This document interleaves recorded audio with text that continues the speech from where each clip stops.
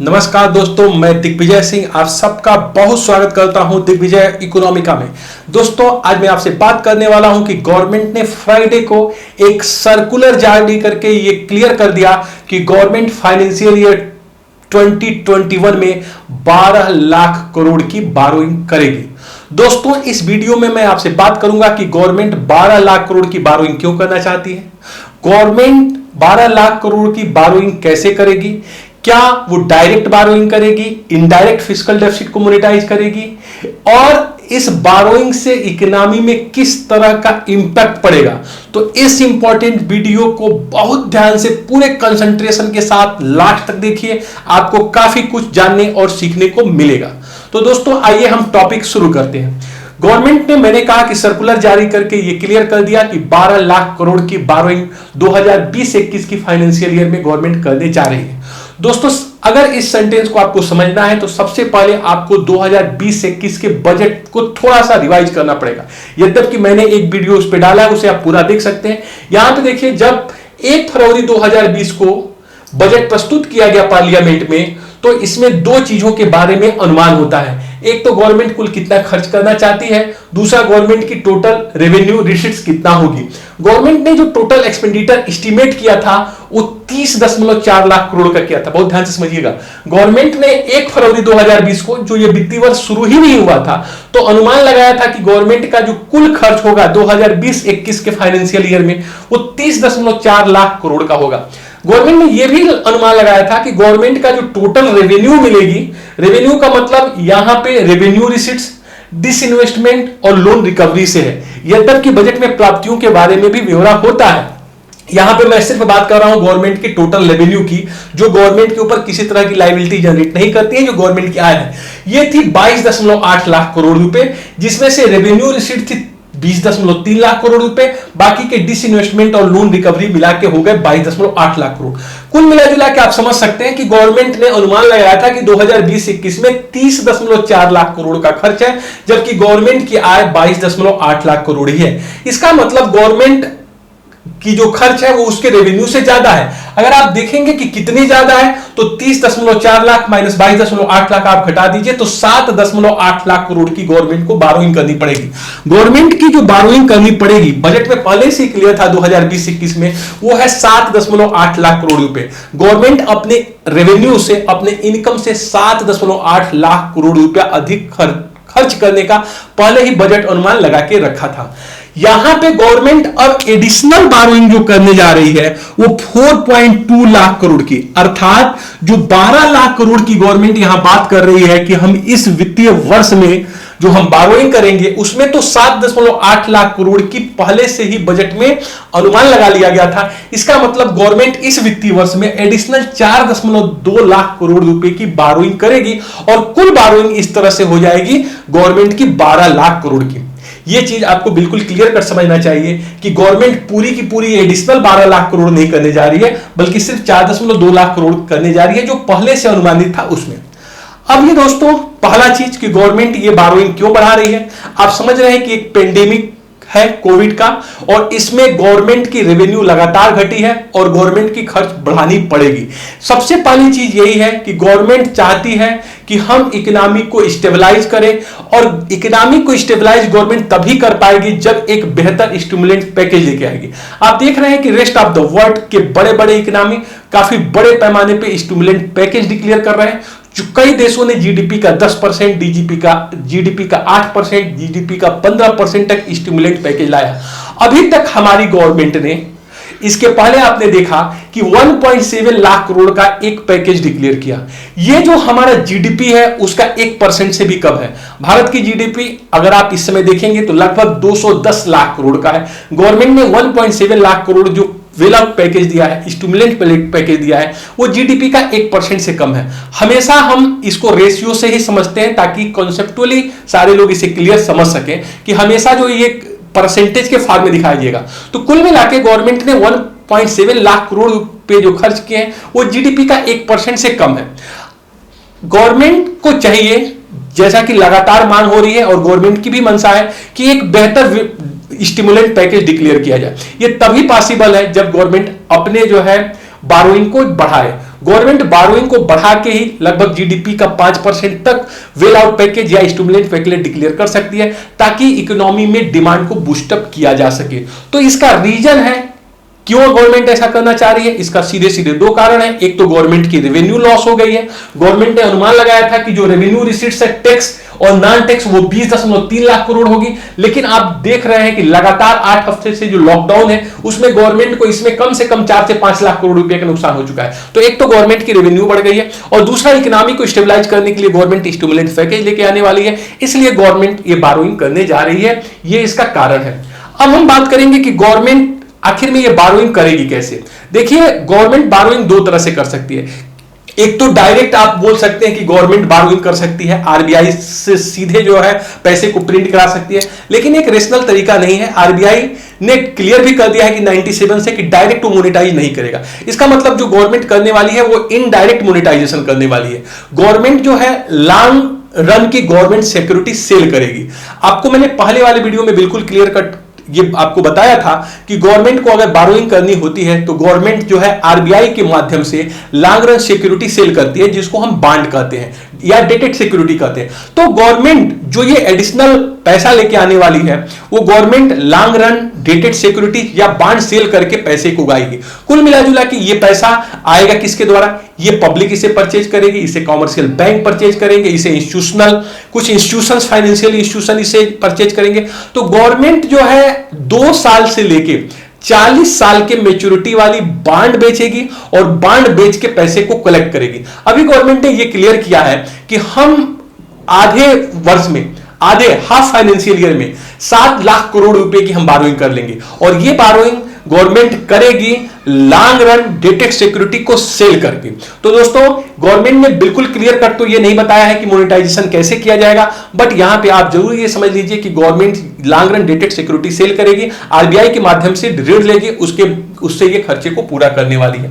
देखिए, अब इसका इंपैक्ट क्या पड़ेगा इकोनॉमी में, ये बहुत ज्यादा इंपॉर्टेंट है। आइए इसके ऊपर मैं बात करता हूं। सबसे पहले जो है, जो economy rest of the world में जो चल रही है, आप सुन रहे हैं कि रिसेशन आ गया है और 1930 से भी बड़ा रिसेशन आने वाला है। देखिए, रिसेशन का सबसे बड़ा रीजन यही होता है कि लोगों के पास पैसा नहीं होता है, परचेजिंग पावर नहीं होती, क्रय शक्ति नहीं होती, उनका डिमांड नहीं होता है।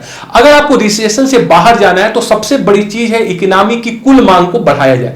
कुल मांग बढ़ाने के लिए बहुत इंपॉर्टेंट है कि आपके हाथ में नगद पैसा रहे, ताकि आप डिफरेंट टाइप की चीजों की डिमांड कर सकें, आप फूड ग्रेन्स खरीद सकें, आप कपड़े खरीद सकें, आप जूते खरीद सकें।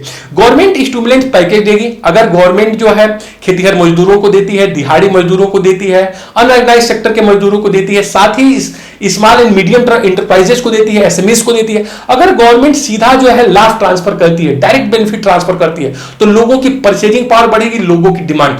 इस पैंडेमिक में, इस रिसेशन के एरा में सबसे ज्यादा इंपॉर्टेंट है मांग किसी तरफ बढ़ाया जाए। गवर्नमेंट अगर ये बारोइंग करके डायरेक्ट पैसा लोगों के हाथ में पहुंचाती है, एसएमईस के देती है, अनऑर्गेनाइज्ड सेक्टर के पास लेके जाती है, तो नो डाउट इससे डिमांड बढ़ेगा, एसएमईस की हालत सुधरेगी। तो सबसे बड़ा जो बेनिफिट मुझे दिखाई दे रहा है, जो कि आपको मानना ही चाहिए कि इससे इकोनॉमी की डिमांड बूस्टअप होगा और इस रिसेशन से आप, यही एक तरीका है आप इससे बाहर आ सकें। तो पहला प्रभाव मैंने बताया डिमांड के ऊपर। दूसरा ये हम बात करते हैं फिस्कल डेफिसिट के ऊपर। फिस्कल डेफिसिट के ऊपर क्या इंपैक्ट पड़ेगा, फिस्कल डेफिसिट क्या है, इसके विषय में मैं बात करूंगा।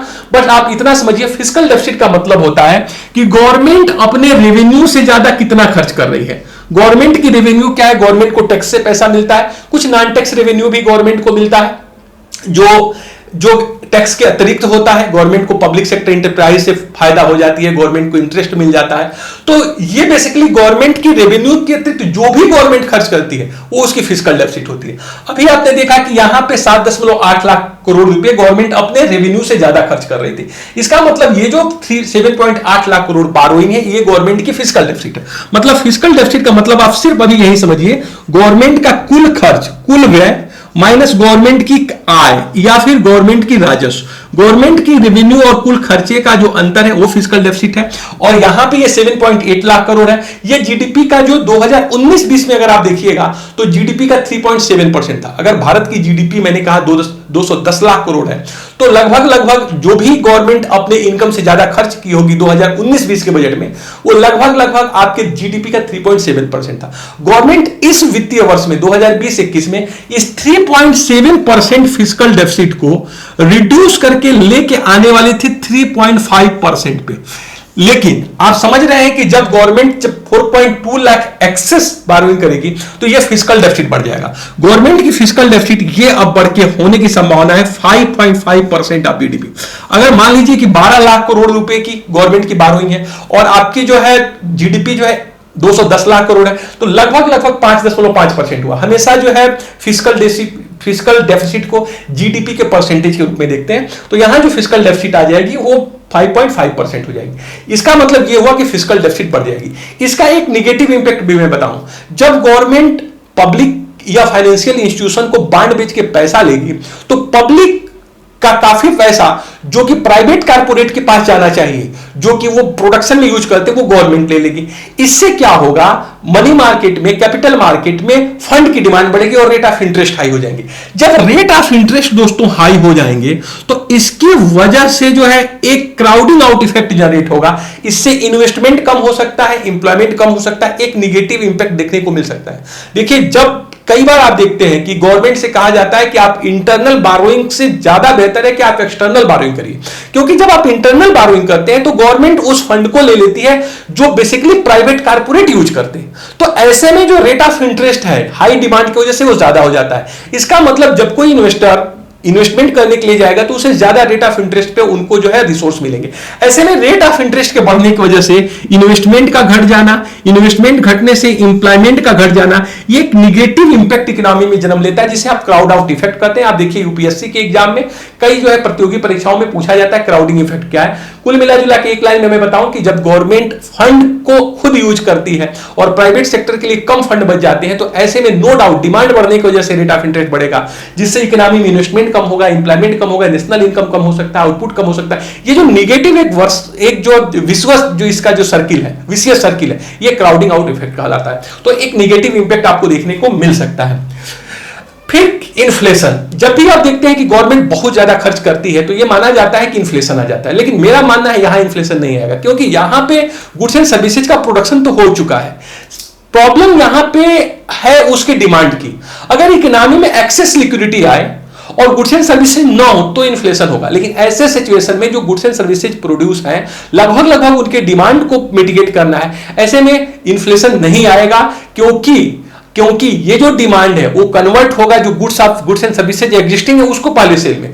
अगर ये डिमांड बढ़ेगी तो एक्स्ट्रा प्रोडक्शन भी, भारत के पास इलास्टिसिटी है कि तुरंत इमीडिएट प्रोडक्शन को बढ़ाया जा सके। तो जो अगर आपके दिमाग में ये आ रहा होगा कि अगर इससे इन्फ्लेशन बढ़ेगी, तो नो डाउट इससे इन्फ्लेशन नहीं बढ़ेगी। और इन्फ्लेशन तब ज्यादा बढ़ती है जब डायरेक्ट प्रिंट कराया जाता है आरबीआई से नोट्स को, तब ऐसे में सिर्फ और सिर्फ परचेजिंग पावर आ जाती है, गुड्स एंड सर्विसेज इकोनॉमी में एडिशनल जनरेट नहीं होते, प्रोड्यूस नहीं होते हैं। ऐसे में इकोनॉमी में इन्फ्लेशन बढ़ने की संभावना ज्यादा होती है, लेकिन ऐसी सिचुएशन में यहां पे जो है इन्फ्लेशन नहीं होगी।